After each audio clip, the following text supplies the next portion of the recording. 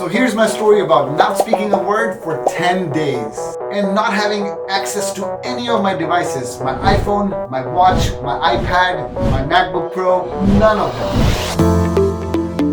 Join me for this 10-day Vipassana meditation course in Rajkot, India, where I had to observe silence for the entire duration, and this course was mainly about observing physical sensations without reacting to them.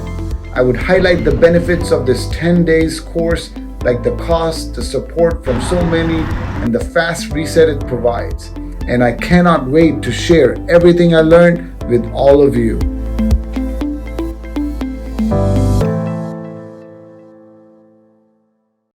If you think I was nervous going in, you got it. I was nervous and I was super scared.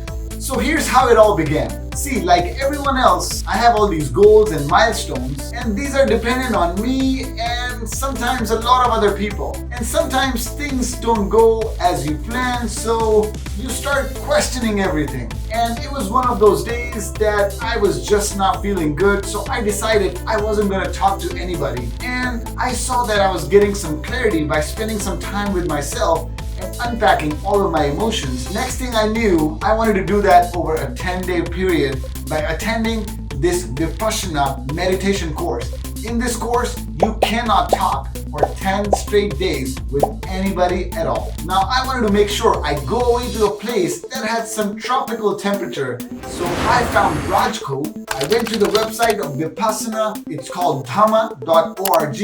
And that's where I looked at where are all the places where I could potentially get admitted into a course for this 10 days meditation. I filled the application, and next thing I know, in 24 hours, I got accepted. After a week, I found myself at the domestic airport terminal in Delhi to board an Indigo flight to Rajkot in the state of Gujarat. This is a place famous for being the childhood home of Mahatma Gandhi. Let us get an understanding of this course a bit more. So what is Dhamma? What is Vipassana?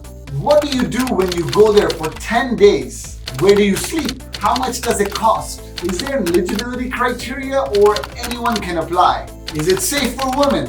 I thought this was going to be magical. I would find out soon. Let's get started. First of all, the origins. It all began in the ancient India when a child named Gautama was born. At the age of 5, while sitting under a tree, he observed his breathing, and that was the first taste of meditation that he got. At the age of 35, he is said to have achieved enlightenment, and he dedicated the rest of his life in helping others by spreading these techniques that he had learned. He died at the age of 80, and his final words, even today, make me emotional. He goes, "Oh Creator, I've seen you, and you cannot build me a house anymore because I already gave away all the ingredients, all the building material." And it's so amazing. Those were his final words before he passed away, again under a tree. What he meant was that he had no more reactions, or what he called the sankharas, and he had just eliminated and gotten to this point of zero, like nothingness. That's when he had no default mode network active, DMN in the scientific terms. After he passed away, the technique of Vipassana was lost to the world. There were many changes from its original format, and mainly 2 types of meditation survived. Advaita Vedanta meditation is a practice with Hindu and Vedic origins. The aim is to transcend identification with the body and mind. And the other one is Dhamma, which is the Burmese branch of Buddhism. So let's go find out what is it. This is a mandatory 10-day silence meditation course that is offered all over the world free of charge, all supported just by donations. Different facilities have different levels of service. Like most of the ones outside of India have a dormitory style, especially in the Western world. But here in India, you have one room to yourself because they give more importance to making sure that you're able to maintain your fast of not speaking to anybody for the entire duration of the course. So if you have a roommate or in a dormitory, people usually tend to get in conversations, which is something that they wanted to avoid. So here's the schedule if you decide to go here. You arrive at the center and go through an orientation about the program on day 0.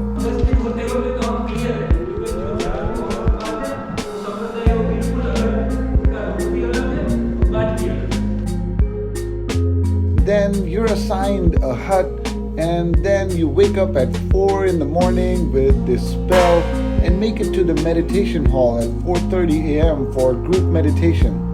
You meditate for 2 hours and then head for dining hall for breakfast.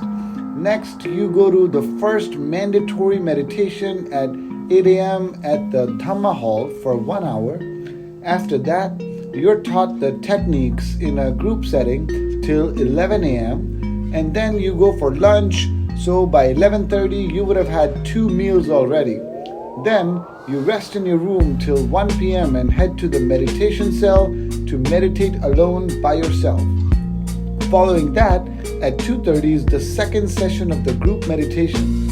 Then from 3:30 till 5, you meditate some more and your instructor would ask you questions if you're getting the sensations and if you need any other information. At 5 p.m., you're served some tea and fruit along with some light snack. The bell rings and like the Pavlov's dogs, we all start salivating and head our way to the dining hall area. After the evening tea for the first time meditators, we assemble in the group meditation hall again for the final meditation session from 6 to 7 p.m. followed by a discourse like what's called a satsang in India, where you learn the logic behind why you do what you do. That ends at 8:30 p.m. and then you would go for that final session where you get the instructions for the next day, and at 9 p.m. you're back at your room and then the lights out at 9:30 p.m.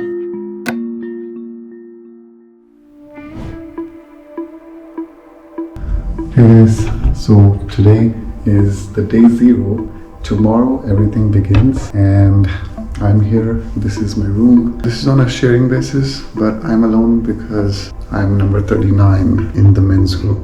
And then they have a bathroom, pretty regular, pretty good.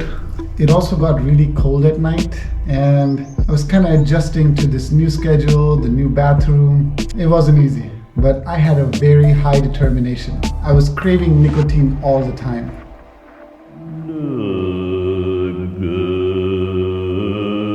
So this is day 1. I'm awake, everything's good. It was a little cold at night, but that's okay. I just had a cold shower. All is well.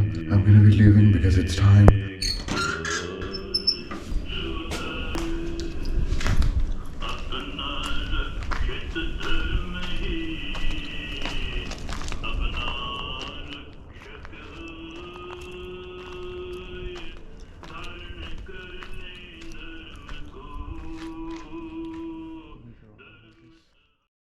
After the first session, I have to say that it was too long. Towards the end, I was just getting very anxious, but that's okay. Of course, I still stayed.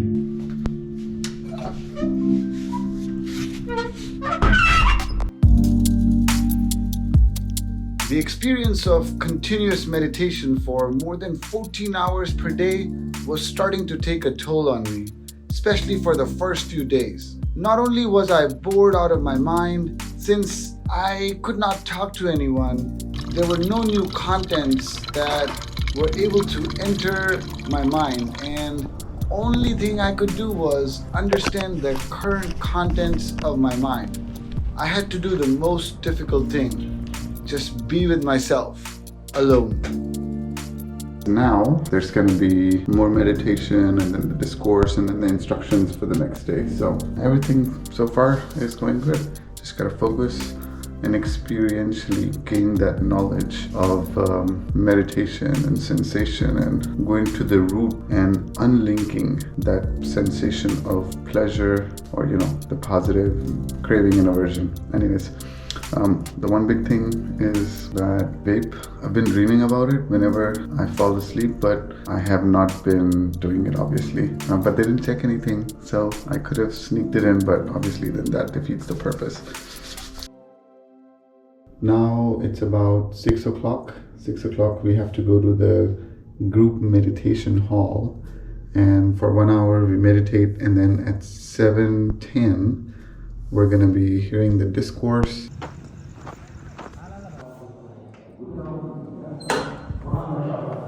The first day is over. You have 9 more left to work. To work very hard.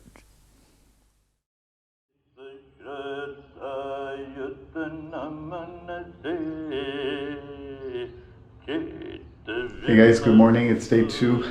Just finished my breakfast. It's early in the morning. There's chanting going on outside. It's gonna be a very important day because most people leave on the 2nd day or the 6th day. So we'll see how it goes. So day 2 is when I was asked to come to the instructor's home, and that's when he asked me to submit all of the valuable items like the currency and my journal, diary. So that was actually a pretty big change on day 2 that I had to go through. I had to come up with a blanket, and yeah, because I'm by myself here. So I've got some of these things organized. I've got water, some clothes, some toiletries, and then that's where the clothes that are worn are. I've been meditating all day, and just now about to go for lunch. That's gonna be at 11 o'clock, and feeling really good, really calm. I think I'm gonna just continue to do this, and hopefully in a few more days it's gonna get even better. So I'll keep you guys posted.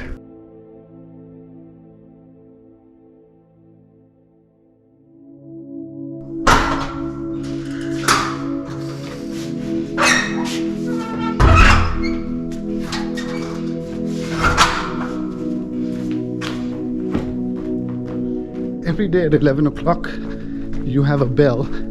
That's the invitation for everybody to go to this dining hall where you have a lot of different Indian food. Everything obviously vegetarian, because remember, as a part of the oath that you take, you have these 5 vows that you're not going to kill. And if you're not going to kill, then that means you're not going to kill any animals. So that's part of Shila. The other ones are: you can't lie, you're not supposed to steal, you're not supposed to have forced sex, and then last one is you are not supposed to drink any alcohol or any other impurities. So that behind me over there, you see, is the Dhamma hall, and then over here is the mini Dhamma hall. In the mini Dhamma hall is where you have the English discourse in the evening with all the other people that only speak English. And then in the main Dhamma hall, you have the group meditation that happens 3 times every single day. Once it happens at 8 a.m. in the morning, then second time it's at 2:30 to 3:30, and then finally between 6 and 7. So these are the 3 times that you have the group meditation. So now next, let's go check out what food we have for our lunch.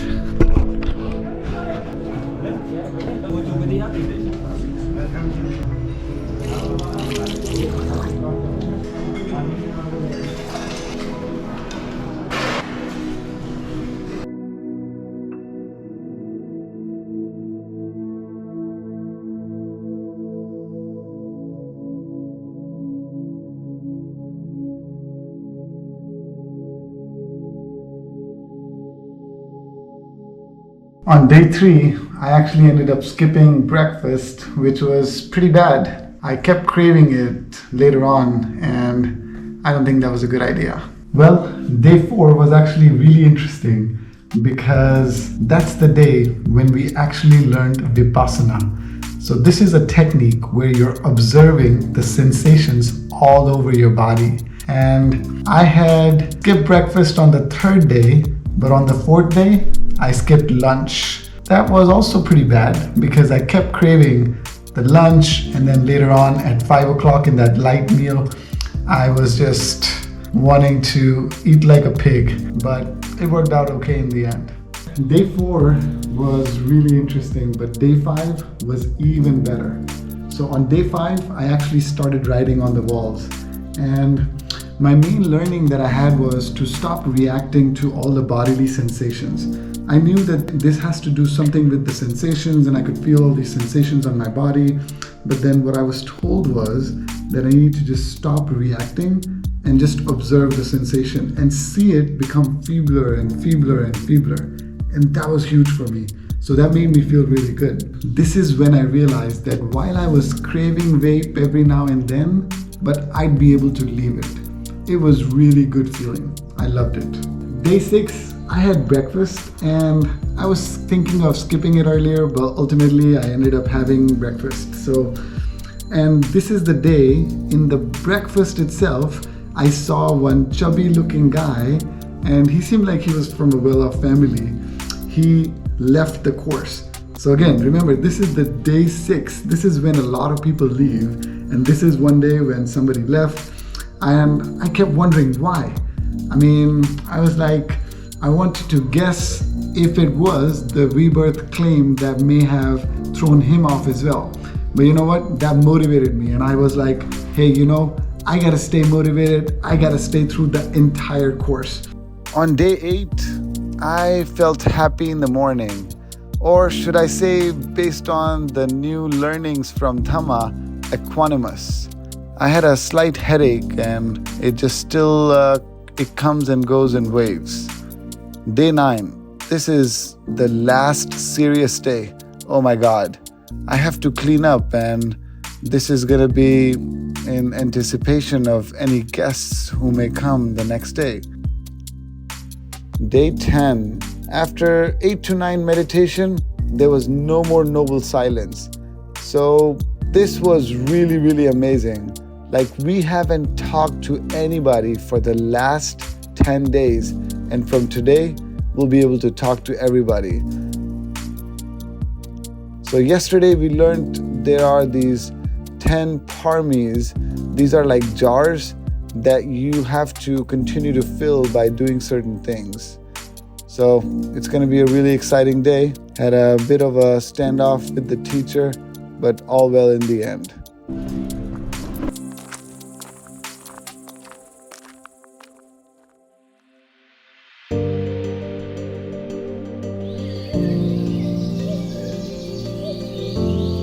Here's what we learned on a daily basis. On day 1, we just focused on breathing. On day 2, we were introduced to Anapana. So focus on the triangular area and the breathing. On day 3, there was a narrow focus on upper lip and what are the sensations that you would feel. On day 4, that was the day when we learned Vipassana. So the focus was full body and understanding the sensations, and we continued that on day 5 and day 6 as well. On day 7, we looked at multiple parts of the body and really focused on the body sensations along different parts at the same time. On day 8, it was Dhara Parvar. Dhara Parvar is a concept where you see some similar sensations that go through your body, and you just focus on that, and it just feels like your blood is flowing from one part to another. It's just super, super amazing. But again, you cannot be craving that experience. You have to stay equanimous. Or if you don't get that experience of Dhara Parvar, no aversion. So that was the focus on day 8. Day 9, we learned how to be aware and equanimous. This was very important concept, awareness and equanimity. On day 10, we were asked to go inside the body parts. We were asked to pierce inside the organs and make sure that we're able to get the sensations not only on the surface, but deep inside the body parts as well. The science behind the course definitely backs up. When you get overwhelmed with any feeling, you must fully experience it instead of finding a way to divert your mind. That's what a therapist would teach you as well, and that's what Buddha said too. Here's what I don't like: the claims about past life and rebirth. Number 2, chanting of meaningless mantras from 2500 years ago. Number 3, waste of time listening to examples, and these examples are like decades old and irrelevant in 2023. Still, here are the things that I loved about this course. It's a very good option for someone who wants an alternative. Number 1, it's low cost. Your time is the biggest cost. Social proof.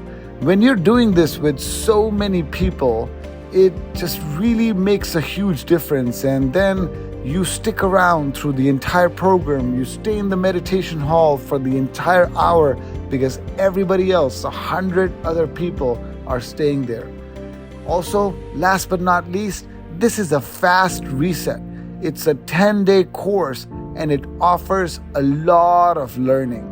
It is probably one of the fastest way to get a mental reset for yourself and change your perspective, change your mindset, and get out of the addiction.